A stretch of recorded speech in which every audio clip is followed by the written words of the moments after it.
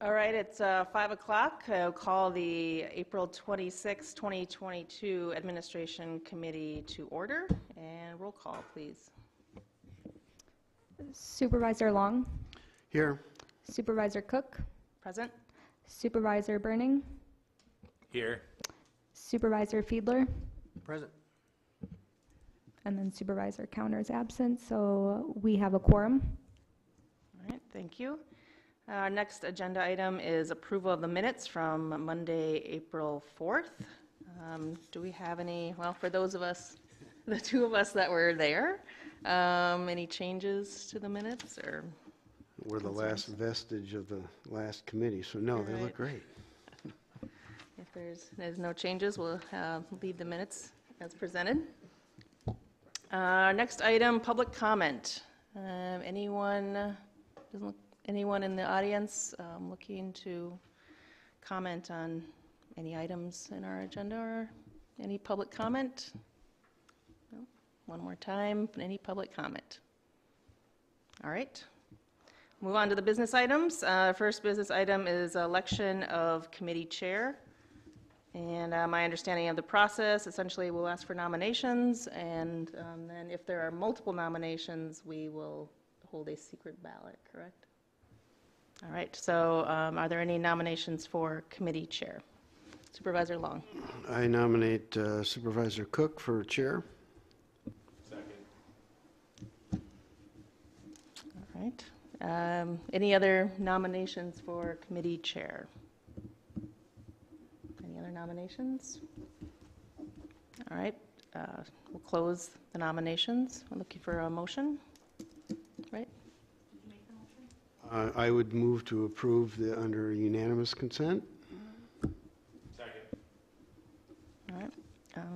All in favor? Aye. Aye. Opposed? All right. Well, thank you, everyone. I appreciate your confidence and support. Keep running the meeting. And keep running the meeting. Yeah, I see how this is going now. Everyone's like, oh. Now we get mad at you. All eyes on Right. you, Kara. All right. So our next business item, election of committee vice chair. Do we have a nomination for committee vice chair? Supervisor Fiedler. Madam Chairman, I'd like to nominate Supervisor Counter. All right. Any other nominations for vice chair? Any other nominations? I'll second.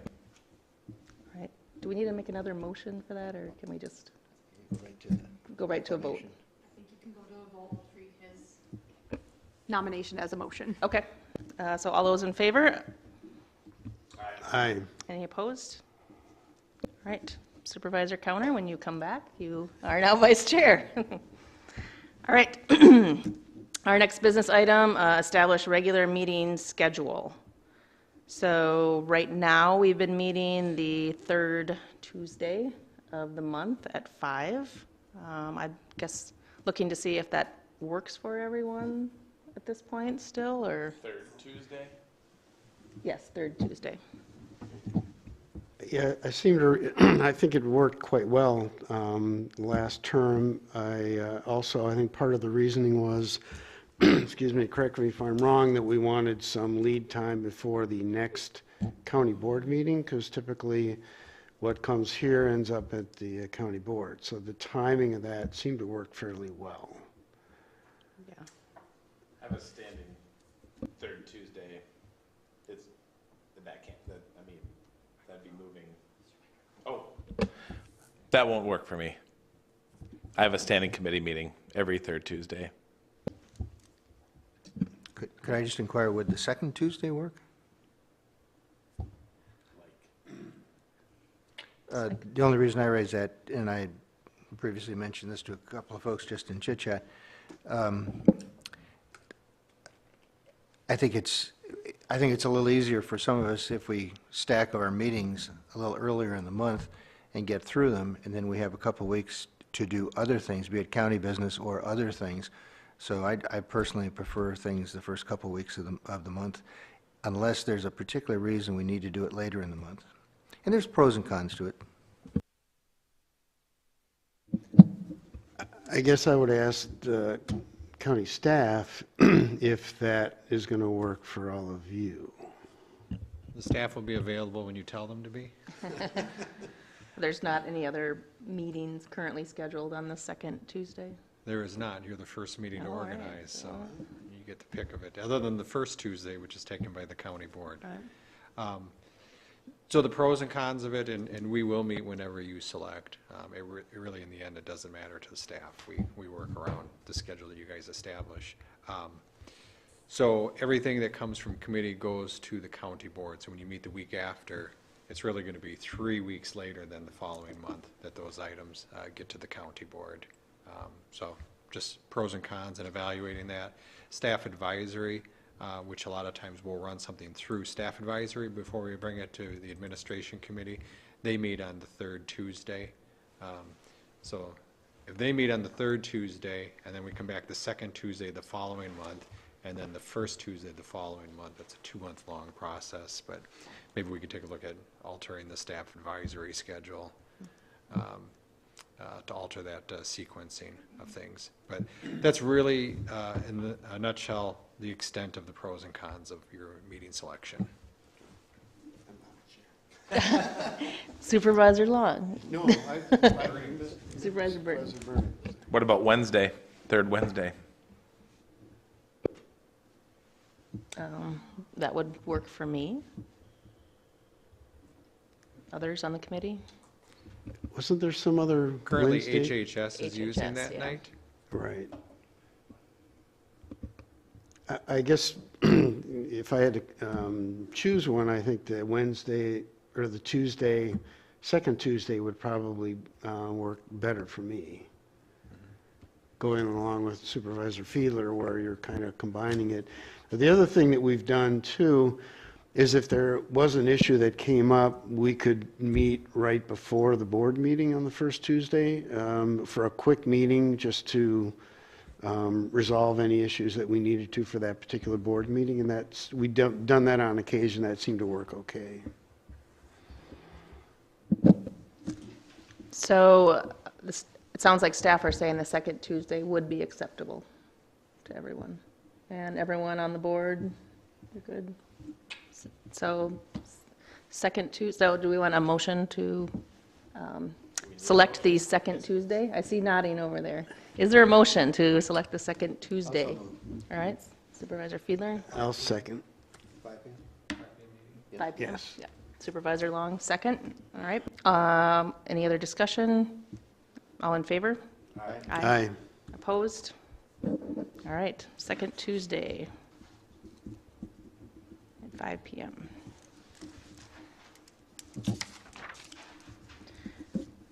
Okay, and then our final business item today, establishing 2023 budget priorities and guidelines. We do have a resolution before us, and I think I will turn it over to Ken to talk a little bit about it. Yeah, the resolution I drafted as a starting point for your discussion. It's entirely up to you what the end result of this resolution looks like. It is in the order of this decision matrix, which kind of helps you then take a look at how you prioritize a budgetary issue will impact how I implement that with staff. So my number one recommendation for you was the structural deficit. I always like to make sure we come in with a balanced budget, and taking care of the structural issues in the budget first would always be a number one priority for me. We typically don't have structural budget issues, but the use of some ARPA funds in the first year or last year is what caused the structural deficit this year. So we knew that going in when the county board made that decision. We knew this would happen, but we do have to address it now. The second recommendation I have for you is employee compensation. So the reason I'm recommending that so high on the list is when we do exit interviews, the reason employees are saying they're leaving are compensation reasons. Nobody's saying they don't like their benefits, so I've pushed benefits down, the health insurance down, and I've raised compensation up. Also, if you take a look at the inflation factor, we're running 7 to 8% inflation, so that's eroding the employee's ability to purchase if their compensation isn't coming anywhere close to the inflationary factor. So if we can do whatever we can, a little bit more maybe than what we've done in the past couple of years with compensation, I think it would help on those two fronts. So third, then, I do have health insurance, with full knowledge that with putting it third on the list rather than first where we had it last year, this will impact health insurance design for the county. We're going to have to take a look at the design of the plan, and it'll be a cost shift. So some of the costs then would be transferred to the employees, because the cost of the plan is going to continue to increase every year. Health insurance inflation runs 5 to 8% every single year. So this year is going to be no different. So without some structural changes, increasing deductibles, co-pays, co-insurance amounts, something will have to be done that shifts that cost to reduce our cost to where we can afford it. And then fourth and fifth on the list are new positions and then operating expenses. Operating expenses, is last, but they really aren't in the end, because if you have a contractual obligation, a service contract that's going up, we're going to cover that. But what it tells the departments is really don't ask for any new operational type expense items. And then new positions. I know there's going to be requests for new positions. We heard that from some of the department heads. I guess what I would say is that we need to take care of the staff that we have first so we don't lose them. So that's why compensation's higher than the new staff. And then also, we really don't have a lot of space. There were some staffing decisions that I made last year where, like the district attorney's office, for instance, that wanted additional legal assistance. They really don't have any place to put them. I mean, that factored into my decision about which departments got staff and which didn't.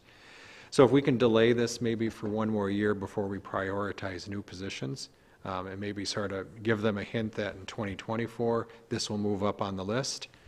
But for 2023, keeping it lower on the list, because I don't have anywhere to put them, and I want to prioritize retention over new employees.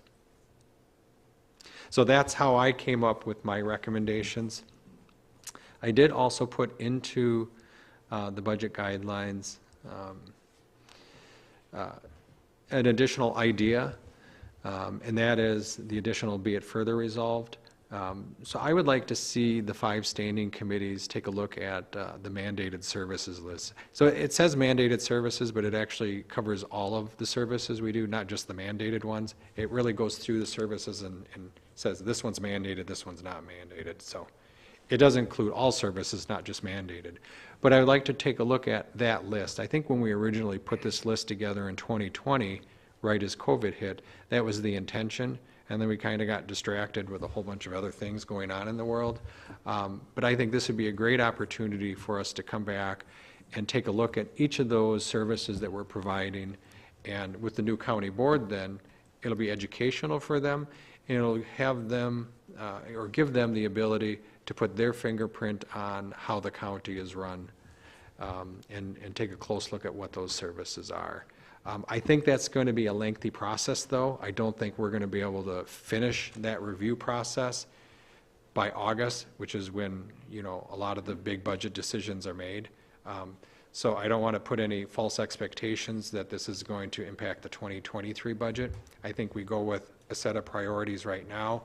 We do the in-depth review process over the next 12 months.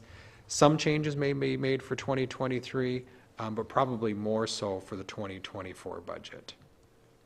So that's where I think we're at. So I will turn it back to the committee now for discussion. All right, any discussion? Supervisor Long. So in reviewing the non-mandated services, if I understand correctly, it's really an opportunity to see if there are certain programs that may not be working as well as maybe we thought.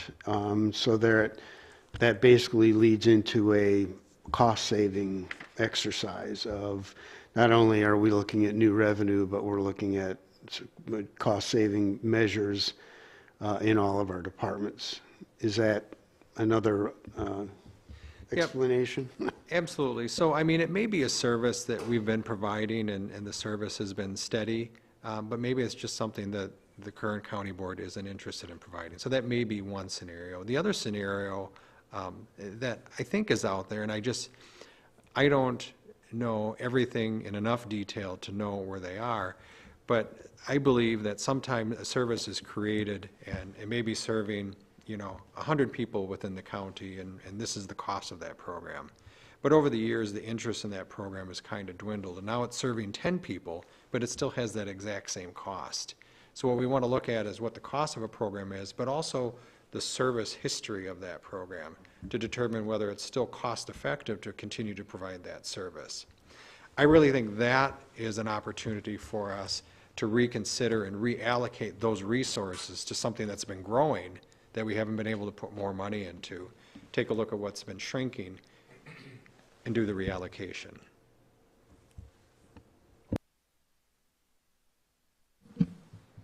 Supervisor Fiedler. General statement, I concur with what the administrator has generally said, but I do have some questions. Could he review with us a little bit about the structural deficit, some of the background, what we're at, the dollar amounts, how we're going to address that? And then, to be honest, I've got a couple more questions after that. Yeah, so the structural deficit, I would break into three parts. One is the union contract settlement that we had, and I believe that was $275,000, if I remember the dollar amount correct.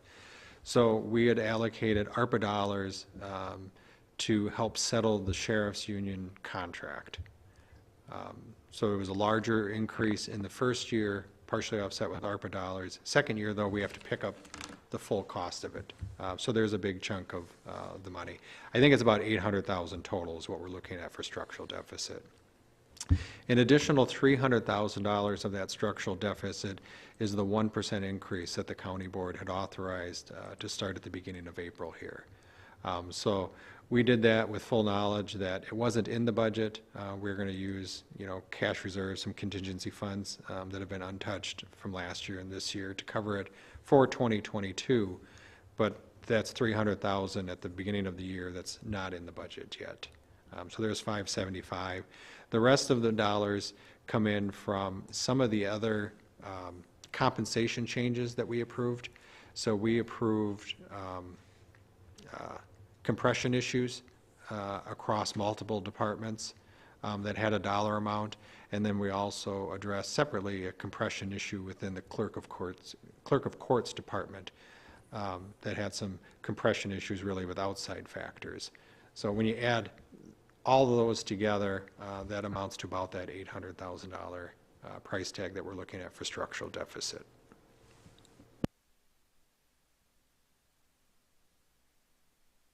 If I could just... Yes, go could- ahead with the rest of your questions, I think.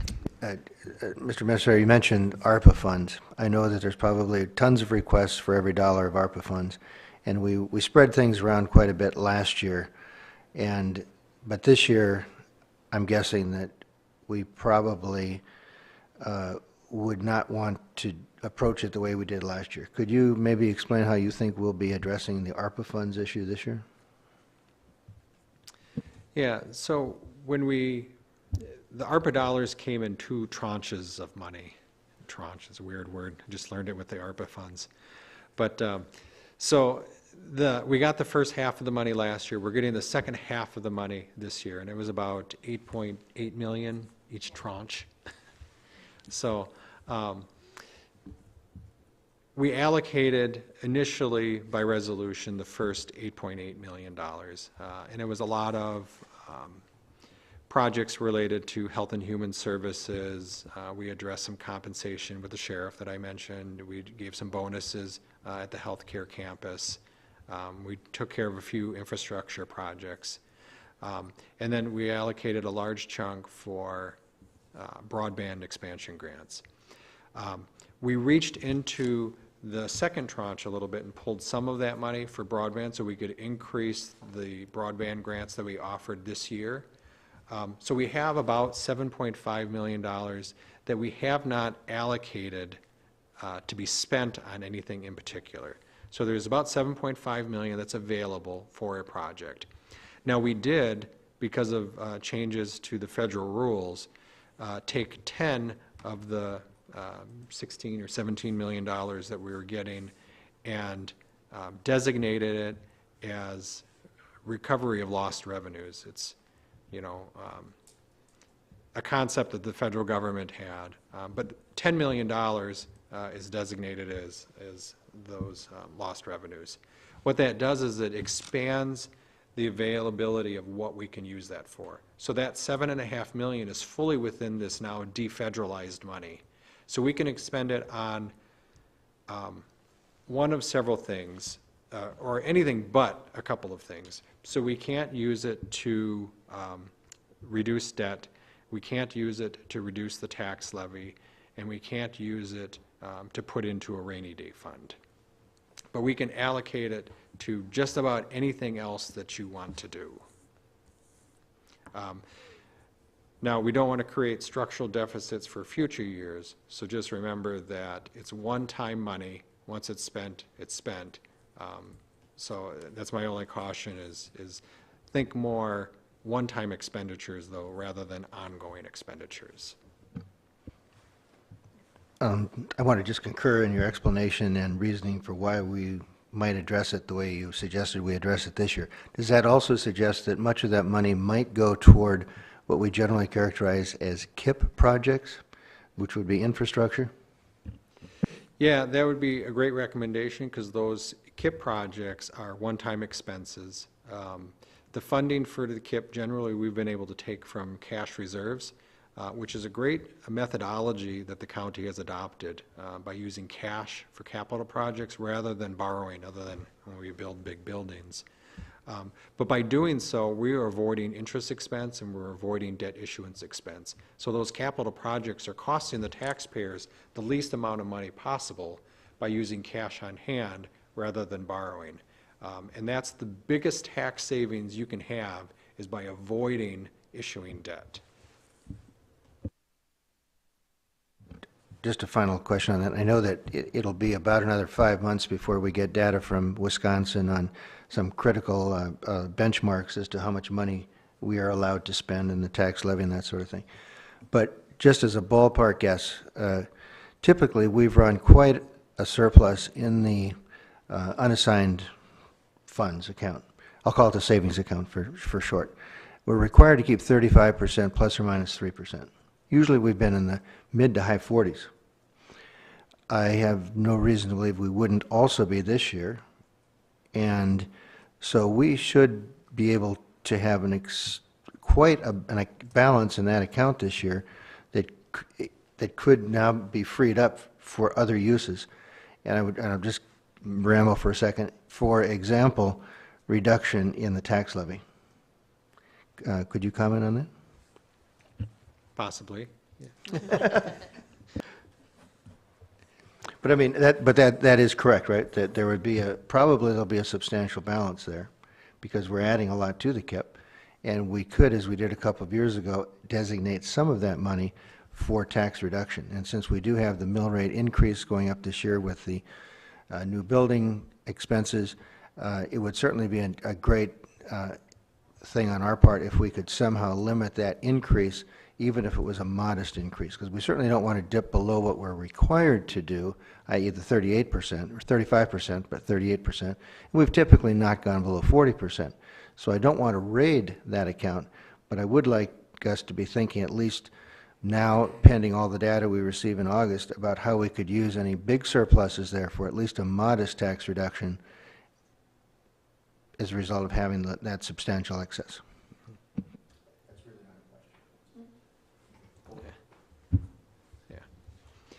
I mean, quite frankly, you can build that into the resolution too, if you'd like to. I mean, anything's on the table, but I mean, you can put in the resolution that you hope to structure a budget that has a tax reduction, even knowing that we're going to have a new debt payment.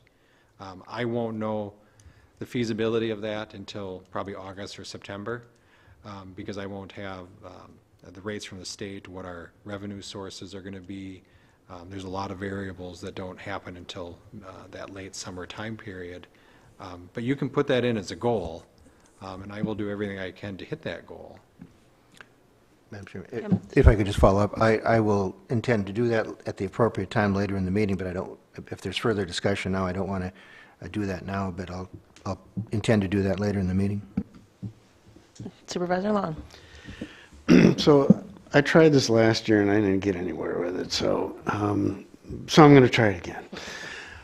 I like the matrix and the way you kind of set this up, but I also really believe that it should be a little more of an iterative process.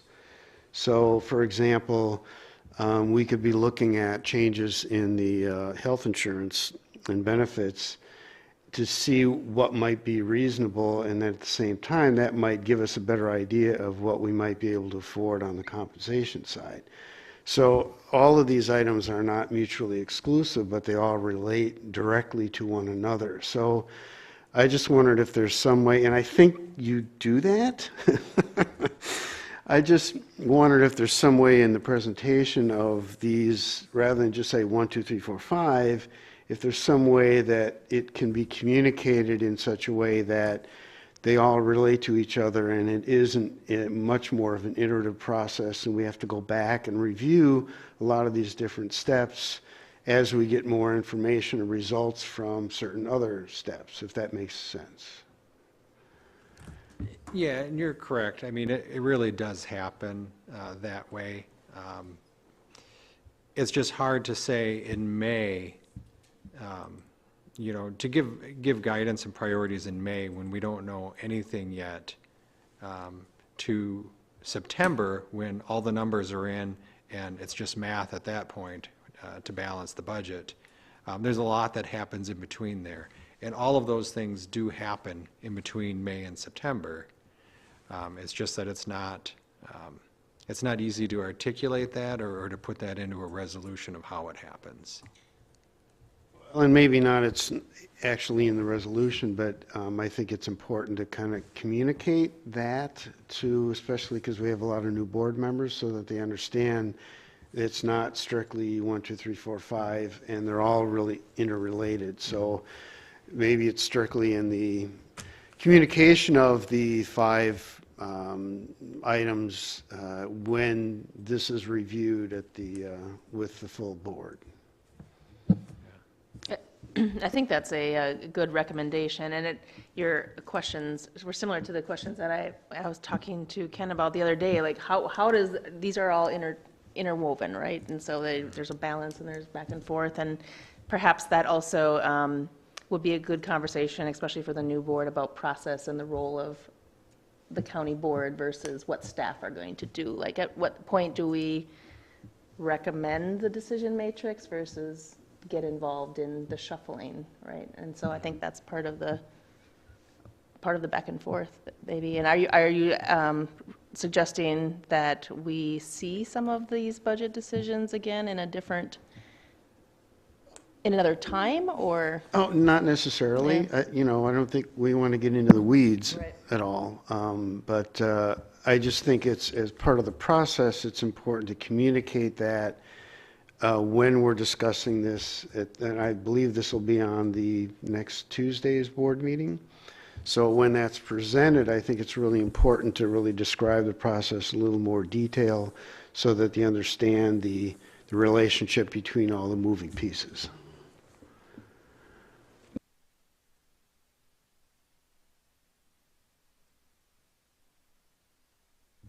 Yeah, and I did put in the packet too the budget process, the timeline that we go through for this budget. So maybe we could spend a little time at the county board sort of talking through those different steps that are happening and who's working on it at the different periods of time. Because between May, when you set the priorities, you're giving guidelines to the county administrator, and then the county administrator runs with that for a few months. And then you start seeing some of that work come back after the staff have put in a whole bunch of work into it. But it does seem like maybe a little bit of a dry period there, at least from the county board's perspective of what's happening. So if we went over that maybe at county board, that would help show what's happening behind the scenes. Okay. Other comments or discussion? Supervisor Fiedler? Just one, Madam Chairman, to the county administrator.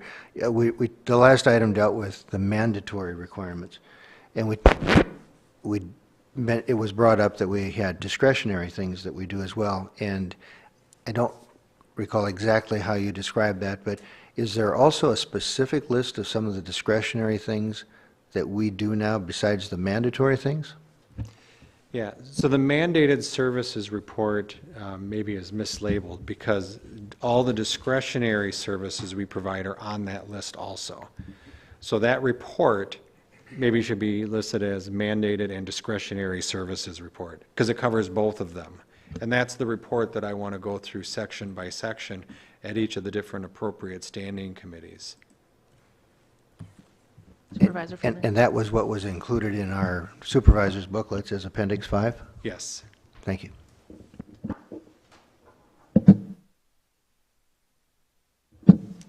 All right, it looks like no other discussion. Do we want to make a motion? I do. Supervisor Fielder. Before, perhaps I could indulge a little bit in, because I Sure. have to maybe ask for a moment of discussion, and then I'll make a motion. Sometimes I think we get a little caught up in the words if we do them at the last minute, and they're not the words we really would have thought of if we pondered them a little bit. And the administrator is very, very good at making these things very precise. So I'm going to make a motion that has words in it, but I was going to just suggest that we might ask the administrator to ponder whatever we adopt, or make suggestions now, but that we give him the authority, if we've slightly misstated some of the words that have specific meanings, that he might be able to clarify that in what we send to the board. Not changing the intent of what we do, but changing the specific words to either make it more clear or not. Is that something that this committee has usually authorized the administrator to do? Or if it isn't, I just think it's a good idea that we do it. Yeah, I think it's a good suggestion. With that, Madam Chairman, I'll make a motion then. And the gist of it is what I said earlier, that we consider tax reduction as one of our, I'll say, 6 recommendations to the board. Okay, so what I wrote was, whereas the St. Croix County Board is sensitive to the amount of tax burden on the residents of the county, we request that the administrator include a proposal in his final budget proposal, depending on data received relative to tax revenue and tax levy limits, that reduces the tax levy through an appropriate use of excess funds in the unassigned funds balance. You Sets- want to add that as a whereas clause to the resolution, correct? Yes. So that would be, yeah, so there's a whereas in front of all that. And specifically, where would you like that whereas clause? I would you say like it as the last item after what is now the last whereas clause. Okay. And then you'd probably have to add a resolved at number 6, a new number 6, relative to possible reduction in tax levy. So that would be the gist of the motion, and I'm more than happy to accept clarifying language. Second. All right, other discussion? Supervisor I Long. just think it would be good to, then let's clarify what we're voting on. All right, so my understanding of it, let me repeat it so that I make sure I'm clear on it, and maybe just offer just a couple of small tweaks to what Supervisor Fiedler said. So within the resolution, we will add an additional whereas with some of the language that you had, and we'll play back the tape to get most of that right. But it's establishing the equalized tax levy rate. And that's the clarifying language that I wanted to put in there. So that's what we want to see as a reduction, the equalized tax levy rate. And that's usually what I'm comparing every year when we talk about, we're at $3.11 right now compared to $3.31 the year before. That's the equalized tax levy rate. And that's what we want to decrease. So which is going to be a challenge because we're looking at, a 40-some cent increase in debt service. So we're going to have an increase in debt service, but somehow we want to still get below $3.11. Supervisor Fiedler. Actually, I wasn't being quite that aggressive. Okay. What I was hoping was that that upper number could be a little less as a result of dipping into the unassigned balance. So in an ideal world, we'd get below or at where we are now. That's the ideal, if we could do that. I know that would be very hard to get to, but at a minimum, I think we can reduce ever so slightly what we would have had as our tax levy and mill rate. So did you say 348?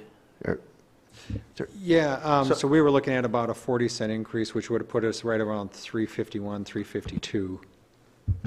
and so I would just say that based on all the data you get in August, giving us our new value, and we have more numbers coming in from other sources of income, that you would make a proposal in your final proposal that would reflect our desire to have at least a modest cut in that upper number based on how much money we had left in that unassigned funds balance. Right. So if we had, let's say we were running at 50% of our operating budget, well then in theory, we might have as much as, let's just say, being conservative about it, a 10% play in there to use as tax reduction.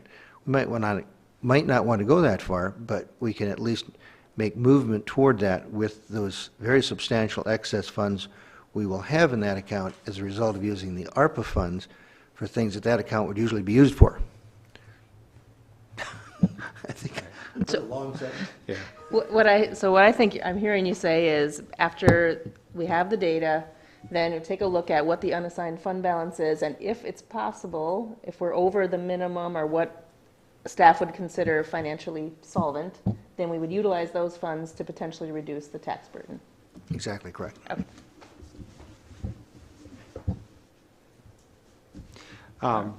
And then when you talk about adding a number 6 under the now therefore be resolved, I think we could do it slightly differently. That we would put what you want within the wording of that, but not change the priorities, because so we want to accomplish, so the County Board of Supervisors, when putting together the 2023 budget with a tax levy increase, we'll adjust the wording there. But I think we would put it in the wording body that we want to hit a 2023 budget with this goal using these priorities. That certainly sounds reasonable to me. Okay. So, but working out that precise language, I guess, is what we're trying to give the administrator some. I think he understands exactly what we're trying to do, and so we're kind of we would be adopting the principle of what my motion was. I've got it written down, but then we could tinker with it to make it appropriate. Yeah. We will have Corp Counsel tinker with the wording. I think I understand the concept here. And you'd always have the ability to modify it on the floor of the county board if so desired. Okay. So any other discussion? We have a motion and a second to approve the resolution establishing 2023 budget priorities and guidelines with the changes suggested by Supervisor Fiedler that staff will wordsmith as appropriate. Correct. Okay. So all in favor? Aye. Right? Opposed? Motion's carried. Okay, that is our final business item. So our next item, request for future agenda items. Any requests for future agenda items? Do we need to approve the resolution as originally offered with the amendment? No, because it wasn't originally offered. Yeah. I believe you offered it with the part of your motion, so. Okay, any, very efficient. Any future agenda items? Not at this time. All right, announcements and correspondence. Any announcements? No? All right, then that's all of our business items. So, the date of our next meeting, now if we just moved our meeting to the second Tuesday, so I think that's May 10th, correct? May 10th at 5 o'clock. Okay. Then this meeting is adjourned at 5:39 PM. Thank you, everybody.